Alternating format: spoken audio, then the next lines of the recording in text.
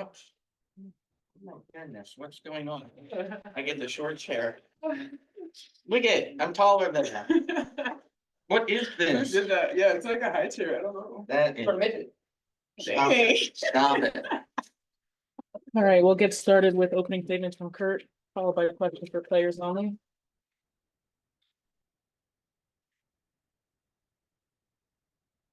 Another competitive close game with two teams obviously trying to establish an identity moving forward in our builds between the two teams. Our teams mirror each other in a lot of ways, defensive and offensive philosophical approaches to the game. So wasn't surprised that it was a close game going into the fourth quarter. Disappointed with us in the fourth quarter.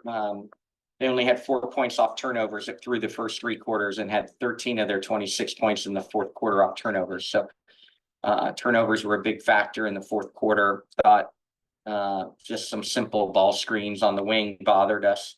But again, do you let your defense be affected by not making shots? And tonight we missed a lot of quality open looks. And we have to learn and grow through. Our defense can't suffer, and we got to keep competing when we're missing open shots. But again, we're just going to keep working and keep plugging. I thought Rickea had an unbelievable first half. We rode her a lot. We're only able to get her 3 or 4 shots in the second quarter or second half with them trying to take her out. And we've got to be able to make adjustments and continue to find her opportunities that way. But again, Rickea continues to step up and show, just the high level that she can play at that we saw in that first half. All right, questions for players, Infinity. Hey, DJ from Infinity TV. Quick question, just piggybacking right off of Coach Miller's talk about the turnovers tonight. What was the main factor for the turnovers? Was it physicality? Was it playmaking and defense? And the question can go for either player. I think like their pressure just kind of had us sped up. Like even when we were on offense and we got wide open shots, we were kind of rushed. I know I rushed on a couple shots, so I think they just from the beginning were really aggressive and physical with us, and just really scrappy. They were tipping a lot of balls and stuff, and I think it just had us like really sped up. Hey, so this won't be for you, Rickea, Michael Matthew here. Just for you to get off to that great start, just kind of just talk us through like the zone that you were in, and what do you think made it so tough for them, or made it tough for you in the second half? First half, I just saw it going in. I've been working on trying to be more efficient with my 3-ball and just taking the shots. Second half, the focus was, more on me a little bit, and there's still a couple shots that I feel like I was a little short on, but it is what it is. David. Hey, this question is for Azurá. As somebody who's won a championship in this league, and someone that's been on a couple different teams, just kind of what do you see in terms of, the kind of natural progression of a young team, because it seems like you guys have had a couple of games like this where, you managed to stay in it, for most of the game. And then the fourth quarter, things just kind of get away from you there, just kind of what do you see in terms of, how a young team progresses? Yeah, I think it's in these type of years, it's a lot of like growth happening. We have like obviously, I mean, even before Cam got hurt, we had 2 rookies starting, and that's like a lot of pressure on them. But it's a lot of experience for them as well. So it's good growth, but it's like growing pains. Like we have to work through a lot of these things, and we have to find a way to close out games. And I think we're starting to see that. We've been seeing that. We've been in a lot of games. It's not like we've gotten blown out a lot this season. We've been in a lot of close games, and we have to find ways to really lock in at the end and take advantage and really get the lead at the end. And we have a lot of newer players who haven't necessarily played this amount of minutes before.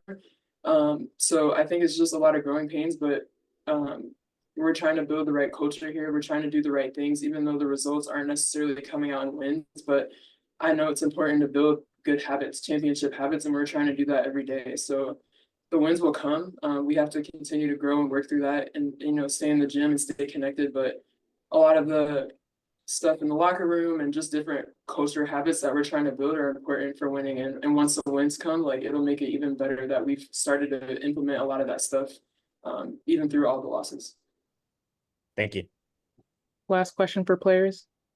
Infinity. Hey, so question for both of you guys. With us celebrating the late great Kobe Bryant's birthday today, and then tomorrow in LA, it's Mamba Day. I just wanted to ask you, like, what type of inspiration on the court, or in life in general, has the life of Kobe Bryant brought to both of you? Yeah, I mean, Kobe's one of the greatest players to ever play. So obviously we were all really impacted by his death. And I mean, I think just the way that he approached the game impacted so many people, just even for life. He was so serious about his craft, and we got to all witness that. So rest in peace to him and all the other people who died. But I mean, he's just one of the greatest players to ever play, and his discipline and his, respect for the game just inspired all of us on and off the court. Thank you. Thank you, ladies. Thank you. I have a question for Coach. Okay. That's chair. Okay. All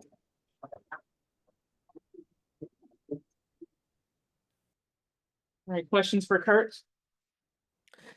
Hey, Coach, DJ from Infinity TV. My question to you tonight is, how do you manage, as Rickea Jackson was just here, you can see that she's visibly disappointed in the results here, but you're working to coach to the future. You're giving her a chance and an opportunity to get some experience. How do you personally handle the disappointments and encouraging her that the wins and the sun is coming out tomorrow, in a sense? Yeah, I think that obviously, when we wake up tomorrow, she's going to realize that she played one heck of a first half. And she was, as she mentioned, some of the subtle things we've talked to her about this behind the scenes was not to hesitate. And at times, she's almost patient to a fault within her offensive game, and felt like she's had some opportunities to stay really aggressive early on her catches. And tonight she shot the ball with confidence as soon as she got it. And again, we were running a lot of actions, and the ball was going through Rickea in that first half, and just had a tremendous half. We knew the adjustments were coming and the focus to them. They're a big congestion team in the paint. It was hard to get Rickea free in the paint in the second half. And then we got sped up in the fourth quarter, and we had multiple turnovers in transition. We got a little frantic as the score started to leak away from us, and we weren't able to truly play through Rickea. So you see that disappointment because she was having such a great game. But, we just got to keep reminding her that don't let the offensive end affect the defensive end, and that even when she's not getting those shots because the defense is keen on her, she can go impact us at the defensive end. And that she's had a great growth since May at the defensive end. Still just got a long way to go. But, it's really made strides at the defensive end. So just gonna be positive with her. And she's such a big key for us headed into the future in this build. Coach, when it comes to De'Erica, it seems like since the Olympic break, things have been like a little tougher for her. She was dominating earlier in the year, looking like one of the top, 10 players in the league. Is it some of the fatigue from her doing so much early and playing the Olympics that's leading to this? Or are teams just kind of honing in more on her and trying to do as much as they can to take away her on the offensive end? Yeah, I think obviously the numbers speak to game plans. And as we, anyone that looks at our film and watches us play and sees the stats, De'Erica is such an integral part of what we do, almost a double-double every night. She almost had another double-double tonight, and really we found it hard to find her any kind of space in the paint. They were sending multiple players at her as soon as she caught the ball anywhere near the paint, they kind of really congested driving lanes where De'Erica can be good in driving lanes. So there was a concerted game plan against De'Erica, and she's earned that right.